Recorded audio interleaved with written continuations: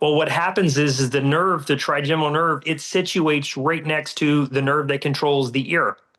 So how many of these kids get inner ear infections? Right, a lot of them, and they're taking antibiotics, and then 2, 3 weeks later, 6 weeks later, they have to have an ear infection again.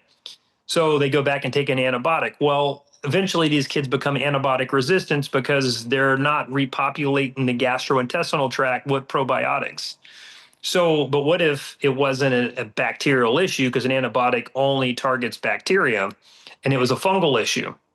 And that fungal issue could have been coming from, maybe an HVAC system or a roof leak or carpet, right? Or it could come from, really, even a bathroom that's got high humidity.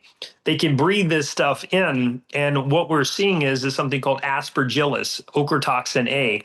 And you can Google Ochratoxin A and autism, and you're going to see that Ochratoxin A is actually one of the primary pathobiology, basically the pathology of causing autism in males. Okay. And it attacks dopamine receptors, which makes kids focus and make eye contact and basically happy and all this coordination. So, in saying that, if the brain's underactive and the brain can't control the facial tone very well, or the sinuses, and something comes inside of it, it doesn't eradicate it. So, it calcifies inside the face. And anything with inside the nose can make its way into the brain, the inner ear, and then it can translocate and go into the gastrointestinal tract, which is a scary thing. I call it a triple threat: sinuses, mouth, stomach. And these infections literally can directly weaken and impact the brain. It can either make it hyperactive, underactive, or you can even degenerate, right? So parents say that a lot of these kids basically start seeing regression.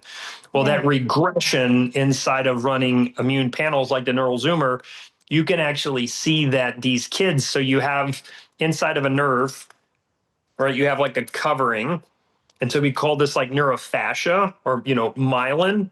And then inside of you have tubes. Well, these kids literally could have literally inflammation that's actually hitting the outer covering, kind of like taking a knife, peeling a cucumber, or it can actually hit the wires and start breaking up these, basically, we call them synapses, these different networks. It can break them apart.